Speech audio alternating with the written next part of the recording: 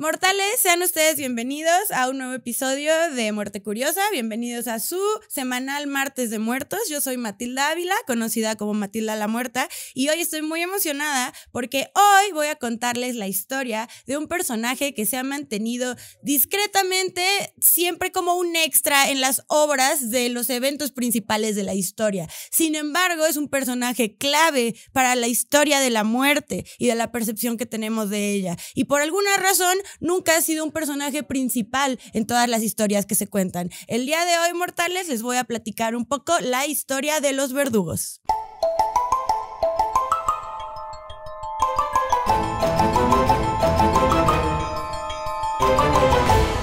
Muy bien, mortales, la verdad es que sí estoy muy feliz de que vayamos a platicar sobre este tema porque en cuanto me empecé a adentrar un poco en él, descubrí cosas que no tenía ni la más mínima idea. O sea, la vida y el personaje del verdugo es infinitamente más fascinante de lo que parece. Yo sé que nosotros, como lo tenemos percibido, según las, ya saben, películas, libros, cultura popular, el verdugo es nada más como un ser psicopático que disfruta de matar gente, pero la realidad es que no. La realidad es que muchos de ellos no tenían opción y que eran una persona tan normal como tú o yo, que simplemente tenía que afrontarse a esta línea de trabajo tan polémica.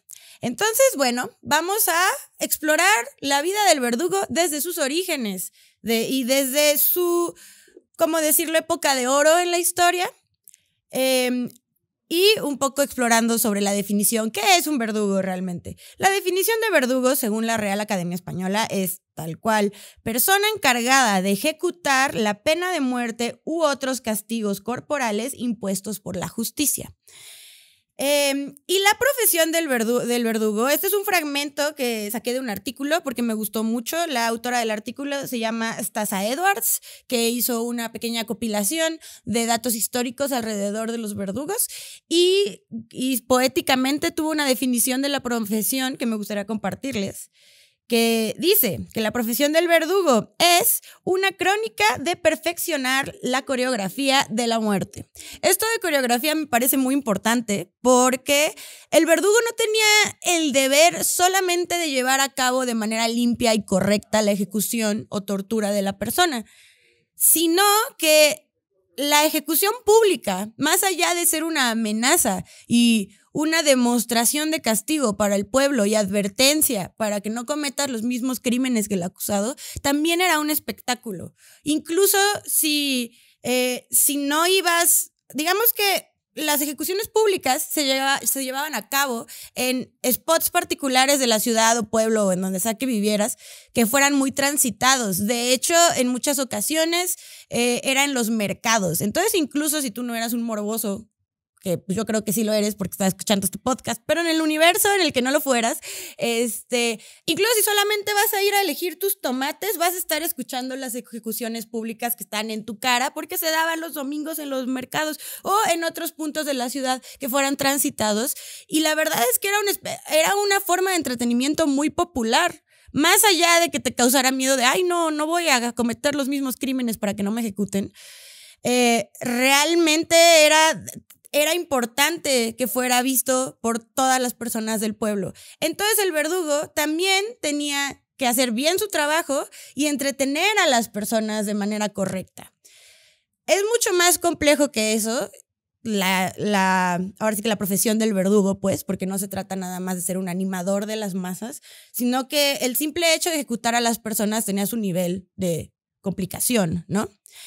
Entonces, bueno, vamos a adentrarnos más a cómo era la vida de un verdugo en el siglo XVI, por ejemplo. Bueno, como les comentaba, el verdugo tiene una sola misión, realmente. La misión nuclear del verdugo es llevar la ejecución de manera correcta.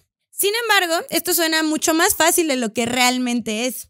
No solo se requiere tremenda fuerza en algunos casos, porque yo quiero verte a ti levantar un hacha y decapitar a un güey, bueno, no sé, igual y si te sale, no sé quién está escuchando esto, pero no es naturalmente fácil.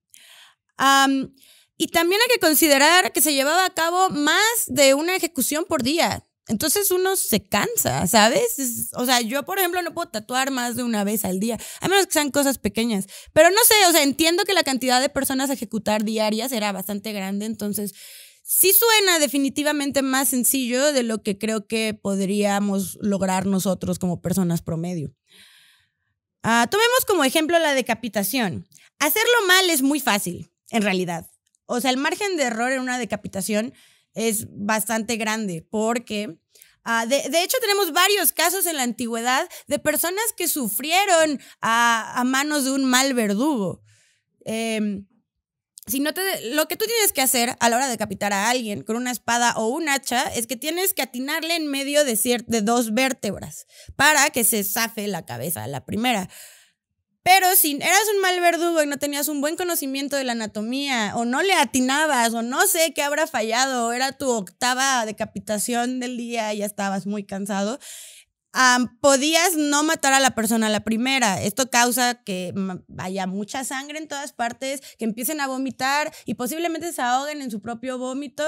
Ha habido casos de personas que sobrevivieron a más de 3 strikes al cuello, lo cual no es ideal si te van a ejecutar, ya sabes. O sea, quisieras que fuera rápido y sencillo. En caso de ser verdugo y fallar en la decapitación, podría ser desastroso a la hora de presentar el show. Acuérdate que estás dando un show. Y esto tiene un porqué. Y de hecho, la realidad es que los verdugos tenían derecho a solamente 3 strikes, ya fuera en una decapitación con hacha, con espada o en la rueda rompehuesos. Tenías solamente 3 oportunidades. ¿Por qué tenías 3 oportunidades? ¿Y qué pasaba si a la tercera no matabas a la persona? Te podían terminar ejecutando a ti, porque la cosa es, cuando tú estás ejecutando a alguien públicamente, es porque están pagando por sus crímenes ante Dios, ¿no? O sea, más allá de que fuera una decisión legal de la corona, lo que está arriba de la corona es la iglesia y es Dios, ¿no? Entonces, tu trabajo como verdugo era hacerlo bien e impecable, porque eso daba a entender, entre más natural, entre comillas, pues fuera la ejecución, así de que decapitas a la persona y de un solo hachazo se muere nuestro compita. No se ve tan forzado, pues, a como si estuvieras decapitando a alguien y no se muere y no le atinas entre las vértebras y empieza a vomitar. No solo es visualmente desastroso, sino que da a entender que incluso el mismo Dios no considera que debe de estar sucediendo. Cuando es rápido y exacto, la gente dice, claro, es que como Dios lo quería así, por eso fue tan sencillo. Entonces eso es parte del show que tienes que dar y es parte del concepto que tienes que manejar como verdugo. Yo la verdad encuentro todo esto muy fascinante, porque efectivamente uno piensa que nada más es el trabajo más fácil del mundo y eres un güey loquito que nada más mata gente y ya. Pero no, existe todo esto detrás. Y no solamente está este tema de que tienes 3 strikes, te pueden ejecutar, el por qué tienen que hacerlo de la manera más limpia, sino de cómo era realmente la vida del verdugo en sociedad, más allá de su trabajo, y cómo lo veían los demás por la profesión que tenían. La historia del verdugo es paralela a la historia de la ejecución en general. Tú no podías ir a la escuela de los verdugos y graduarte y convertirte en verdugo, y porque era como tu dream job desde pequeño, ¿no? Así no funcionaba. De hecho, los verdugos el ser verdugo era una profesión que se heredaba. Usualmente venías de una familia de verdugos. Si tú eras verdugo, tu hijo mayor tenía que convertirse en verdugo. Si tenías una hija, tenía que casarse con el verdugo. Eso me pareció muy triste. La verdad es que si en la historia hubiera existido un verdugo mujer en el siglo XVI, hubiera sido el personaje más icónico de la historia.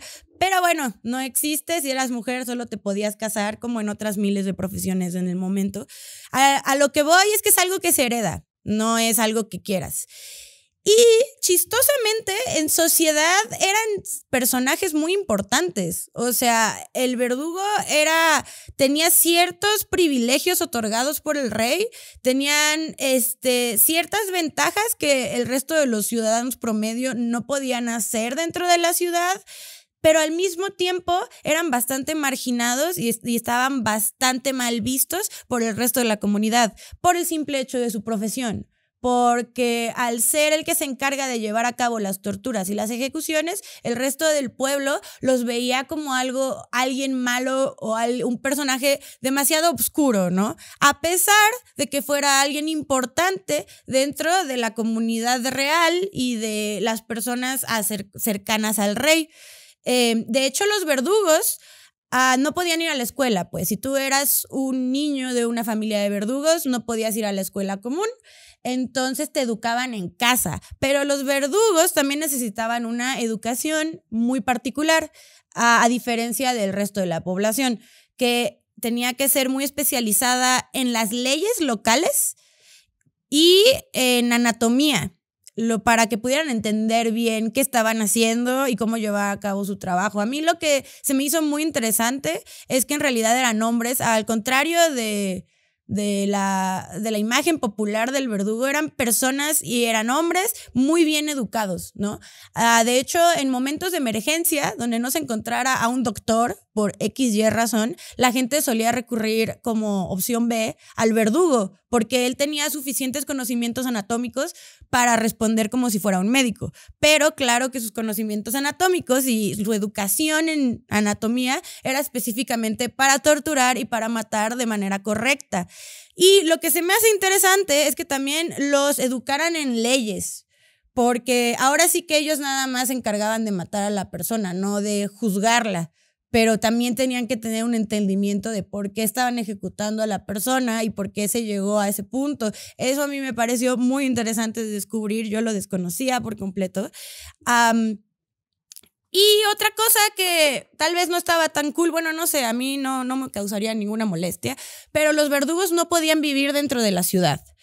Justo porque eran como este personaje controversial y oscuro, entonces vivían a las afueras. Obvio no podían vivir muy lejos porque tenían mucho trabajo dentro de la ciudad, también se encargaban de torturar a la gente, cosa que pasaba comúnmente. Pero no solo vivían afuera, vivían bastante bien. El rey les otorgaba una especie de dote especial a las familias de los verdugos para que pudieran adquirir buen alimento y buen vino. El vino era importante para el verdugo porque no estoy diciendo que fueran a trabajar ebrios porque eso hubiera salido muy mal. Estamos viendo que necesitan ser muy exactos y muy profesionales porque si no los pueden ejecutar a ellos y no querían eso, ¿no? Entonces, la cosa es que obviamente el matar a tantas personas, repito, estos no son psicópatas locos que nacen para matar, son personas que nacen dentro de la profesión y a varios no les encantaba, por más que fuera culpable la persona. También recordemos que era siglo XVI, ¿no? Cuando literal te ejecutaban por absolutamente lo que sea.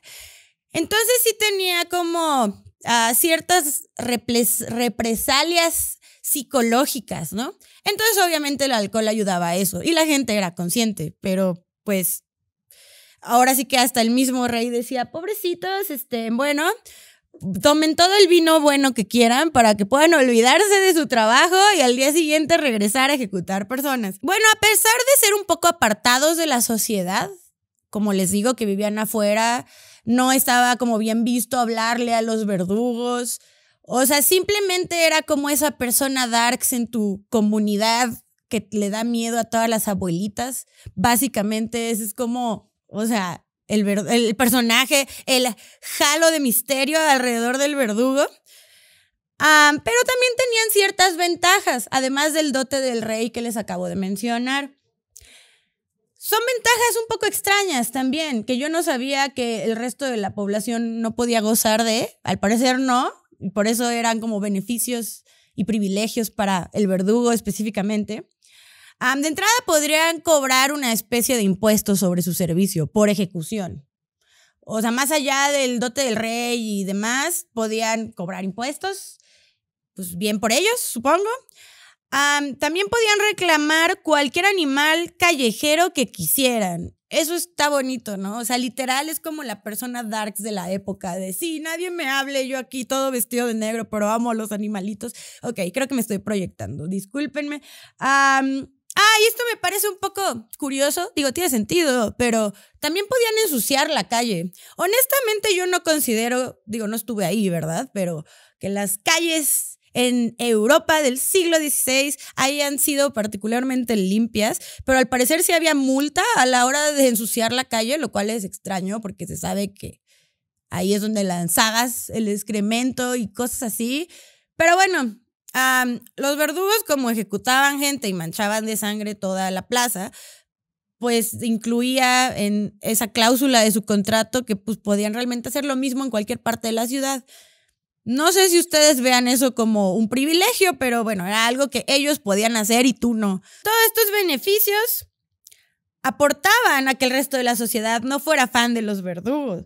De por sí pensaban que eran unos locos enfermos y ahora encima privilegiados. Entonces sí, no eran el personaje favorito del público.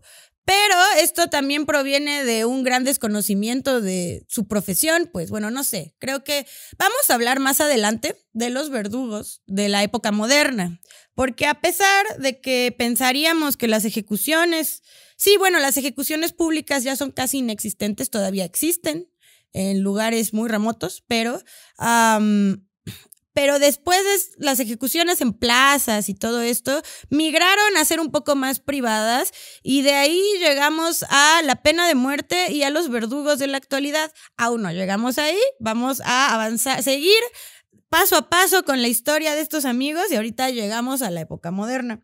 Como les comentaba, tenían 3 strikes para cualquier método de ejecución, excepto si estás prendiendo en fuego a alguien, porque ahí pues no necesitas 3 strikes, ¿verdad? Pero eso incluía, como les comentaba, la rueda rompehuesos, la cual, la hora que estamos hablando de ella, vamos a mencionar a uno de los verdugos más célebres de la historia, que por cierto, la rueda también podía ser un método de tortura, pero este men la elegía principalmente como método de ejecución. Y estamos hablando de Giovanni Battista Bugatti, mejor conocido como Maestro Tita. Fue el encargado de las ejecuciones ordenadas por el Papa de 1796 hasta 1864, con un total de 514 ejecuciones en toda su carrera. El Maestro di Giustizia, que por eso le decían Maestro Tita, se retiró a los 85 años. Y como les comento, su forma predilecta de ejecución era justamente la rueda rompehuesos y se cuenta que lo hacía impecablemente bien. O sea, tuvo una carrera bastante larga y cuando se jubiló además tuvo una pensión papal increíble. O sea, le fue bien, le fue bastante bien a este señor.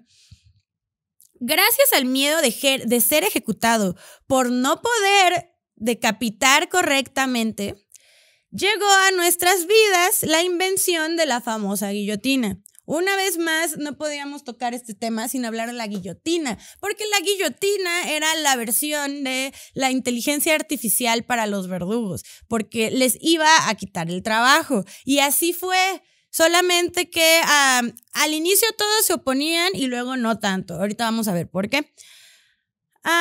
¿Recuerdan ese chisme histórico que cuenta que el creador de la guillotina murió guillotinado?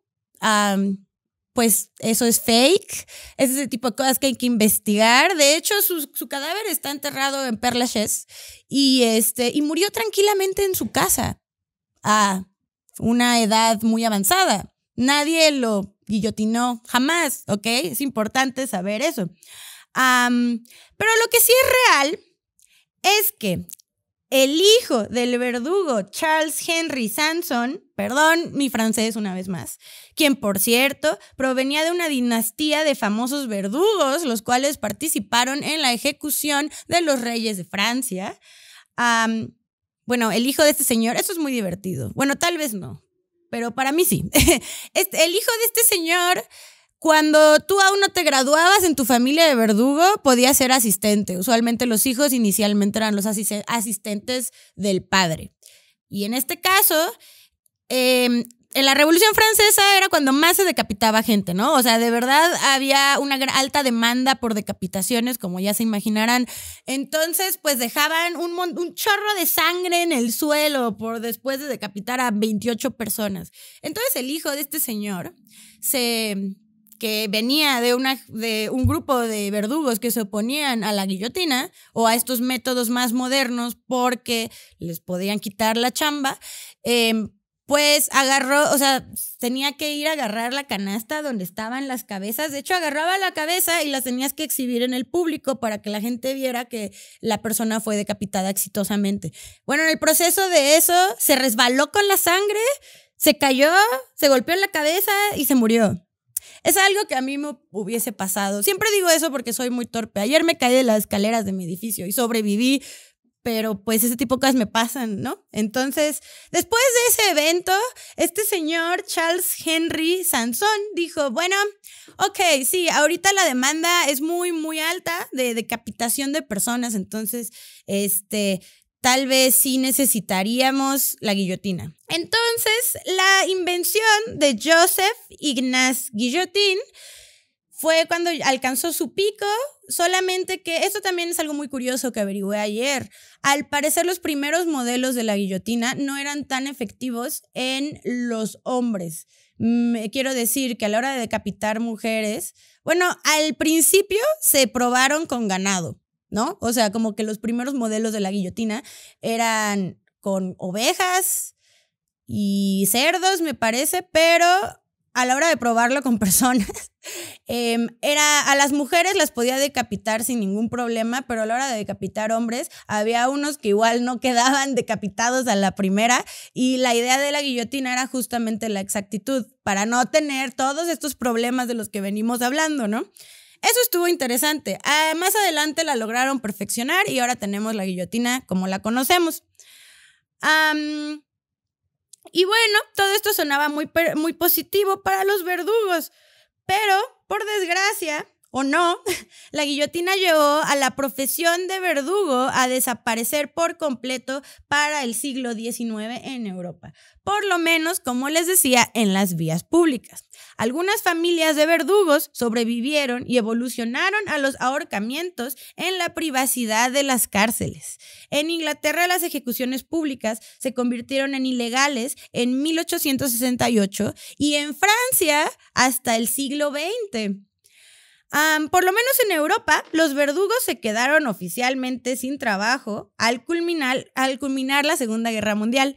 Porque al terminar la Segunda Guerra Mundial, pues hubo durante también hubo muchas ejecuciones, ¿no? La guerra se trata un poco de eso, pero después de los múltiples juicios de prisioneros de guerra, de criminales de guerra por crímenes contra la humanidad, se tuvieron que ejecutar a varios. Varios fueron por fusilamiento, pero también por ahorcamiento. De hecho, por ejemplo, a todos los nazis, a todos los grandes generales partícipes nazis, los colgaron después de los juicios. Y después de eso, pues la gente dijo, ay, no, ya no hay que tener pena de muerte. Y pues rip a la profesión de los verdugos de ese tipo. Porque ahora sí, es que hasta ahora pareciera que solo hablamos de ese personaje oscuro medieval que salió en la primera película de Shrek. Gran personaje, lo queremos mucho. Y hasta aquí quedó su participación en la historia y en el mundo contemporáneo, pero no es así. Puede que ya no tengan esta aura de misterio, puede que ya no porten esos poderosísimos outfits que tanto les envidio, pero los verdugos siguen siendo parte de nuestra sociedad. En una gran parte de Estados Unidos aún es legal la pena de muerte. Vamos a enfrentarlo. La realidad es que a los gringos les encanta matar. Lo siento, fuera de la cárcel y dentro de la cárcel, o sea, por lo menos eso es lo que parece, ¿no? Por su facilidad de adquisición de armas en todos lados. Es otro tema, no vamos a meternos en ese tema. El punto es que en Estados Unidos la pena de muerte sigue siendo still a thing. De hecho, esto no tiene tal vez nada que ver directamente, pero tengo la urgencia femenina de mencionarlo. A Charles Manson lo iban a ejecutar, pero mientras estaba en el corredor de la muerte, se abolió la pena de muerte en California. Por eso vivió a ser un viejito con muchos fans y murió de causas naturales. Otros países en donde aún es legal la pena de muerte es en Japón, en múltiples países del Medio Oriente, Nigeria, Vietnam, Indonesia, Guatemala, Egipto y el Congo. Lo que sí es que tal vez los métodos de ejecución ya no sean tan íntimos, o por lo menos en la mayoría de los casos, porque realmente la decapitación es es bastante íntima con tu verdugo, pues. Entonces, ahorita ya no es tan así, ¿sabes? Ya no hay como, ya no eres, o sea, ya no tienes como esta cercanía con la persona que te va a ejecutar. De hecho, ya es como, yo considero que es mucho más frío de lo que era antes. Y ahora a los verdugos contemporáneos ya ni siquiera como ya no existe este factor de que tiene que parecer que Dios está aprobando de toda la situación, y más bien es un factor 100% legal y social. Entonces, realmente ya no están tan forzados a llevar a cabo que hagan bien el desvivir a la gente, pues. Ahorita vamos a ver los ejemplos modernos. En la mayoría de África aún se practica el ahorcamiento. Yo nada más les quiero decir que esto es un dato curioso de mi vida. No sé si alguien aquí pueda comentarme, pero yo cuando estaba, creo que en la primaria, no sé si recuerden que fue televisada la ejecución de Saddam Hussein. Porque yo me acuerdo que alguien en mi casa la estaba viendo y yo estaba así como que desayunando para irme a la escuela. Tengo como que ese recuerdo tan claro, pero bueno, yo sé que ahorita ya no hay manera de que se televise una ejecución, pero recuerdo eso bastante bien. No sé si lo soñé o ustedes también presenciaron ese momento de la historia. Muy triste y todo, pero bueno. Me recordó este tema porque justamente ahorcaron a este señor, ¿no? Pero continuando con el tema inicial, en Asia usualmente se utiliza el fusilamiento y en Estados Unidos, como les comentaba, sí tienen mucha más variedad. Tales como la inyección letal, la asfixia, muerte por electricidad e inhalación de gas. Ahí sí tienes de varias por las cuales escoger. La verdad no sé si puedas elegirlas. Yo supongo que depende de con lo que cuente la cárcel en la que estás, o no sé si también dependa de el crimen que hayas cometido. Y en Nigeria y en Sudán se practica la lapidación. Esas son las que todavía pueden ser públicas, ¿sabes? De que vamos a juntarnos a ver cómo lapidan a una mujer que no hizo nada. Yay. Ya saben, cosas de Nigeria y Sudán. Y en Arabia Saudita también se mantiene la milenaria costumbre de decapitar. Pero ¿cómo es la vida de un verdugo moderno? En Estados Unidos usualmente hay 2 o más personas encargadas de llevar a cabo la ejecución. También depende de cómo va a ser la ejecución. Como ya platicamos, pues hay varias opciones, ¿no? Esto es lo que ya creo que pierde como todo el romanticismo que gira en torno a la imagen del verdugo, porque ya no es un verdugo como tal. Al parecer, no, por favor corríjanme en los comentarios porque a la hora de traducir esto, los oficiales de corrección, o creo que se dice oficiales correccionales, el punto es que los oficiales correccionales del corredor de la muerte están todos entrenados para llevar a cabo una ejecución. Y usualmente se voluntarían, así de, hoy vamos a ejecutar a Mengano y quién quiere, bueno, supongo que no se decide el mero día, ¿verdad? Pero, o sea, ¿quién quiere estar el día de esta ejecución? Y ahí hay 2 güeyes que dicen, yo ese día no tengo nada que hacer y están capacitados para hacerlo. La cosa aquí de por qué se vuelve más fría esta situación, porque tú también pensarás, por ejemplo, en el verdugo medieval, aunque las razones de por qué van a ejecutar a alguien tal como brujería, herejía o por adulterio, cosas así, que pues tal vez al criterio del día de hoy no sería razón para ejecutar a alguien, pero en ese entonces sí, o sea, el verdugo sí estaba seguro de que estaba haciendo lo correcto. Por eso su alto estudio con las leyes locales de la época. O sea, a pesar de las razones, nosotros tengamos la opinión que tengamos, ellos sí estaban conscientes y aún así tenían esta carga psicológica, ¿no? Por eso el tema de beber vino para olvidar su trabajo, pero aún así estaban convencidos de que estaban llevando a cabo una ejecución que está siendo mandada por Dios, ¿no? Entonces, como que su conciencia podía estar un poco más tranquila de ese lado. ¿qué pasa con los verdugos de ahorita?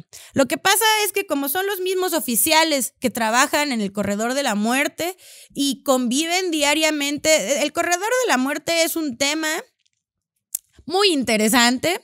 Si se quieren meter un poco a ese mundo tan oscuro de la modernidad, les recomiendo mucho el libro de Damien Eccles que se llama Life After Death, porque es un hombre que es un tema muy complicado, es un caso del cual me gustaría mucho hablar en este podcast, de hecho, pero porque yo soy muy fan de este señor, pero su libro lo escribió durante y después de su estancia en el corredor de la muerte. Lo iban a ejecutar por un crimen que no cometió.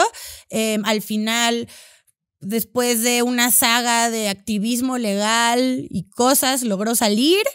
Te habla cómo fue su vida dentro del corredor de la muerte y cómo lo difícil que fue adaptarse a la vida normal después de pasar fueron como 20 años en la cárcel, en el corredor de la muerte esperando a tu ejecución, porque aparte tú puedes pasar o 2 semanas en el corredor de la muerte después de ser condenado o 30 años. Hay personas que mueren de enfermedad y vejez en el corredor de la muerte. Y te avisan así como, oye, ¿qué crees? El jueves te vamos a ejecutar, porque no es como que te condenen y te avisen así de te vamos a ejecutar en 10 años, 4, mañana. O sea, no, te avisan con muy poquito tiempo de anticipación y tú realmente nada más estás ahí sabiendo que vas a morir, sabiendo que te van a ejecutar. No hay nada que puedas hacer, pero vives en la constante ansiedad porque no sabes cuándo va a ser.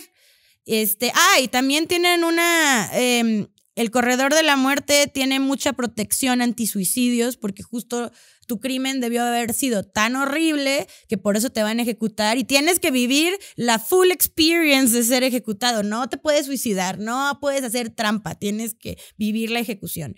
Entonces estas personas conviven con estos presos diario, son personas que trabajan ahí y que están más familiarizados con los crímenes de estos personajes, porque también para estar en el corredor de la muerte en Estados Unidos no es porque te robaste un gansito de la tienda, o sea, usualmente son de los crímenes más horrendos y se sabe que hay mucho loquito allá afuera, ¿no?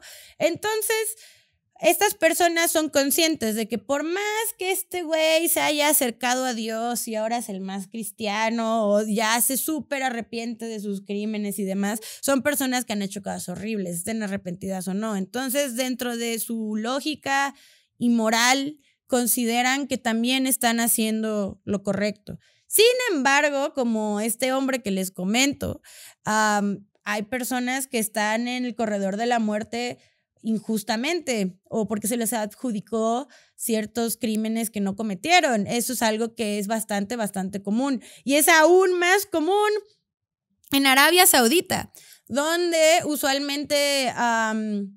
bueno, no solo en Arabia Saudita, sino en varios países del Medio Oriente donde todavía se ahorcan, que ahorcar a una persona es un proceso muy penoso por como la reacción del cuerpo a la obstrucción de aire. No me voy a poner gráfica aquí a describir qué pasa con una persona cuando se cuelga o cuando la cuelgan, pero...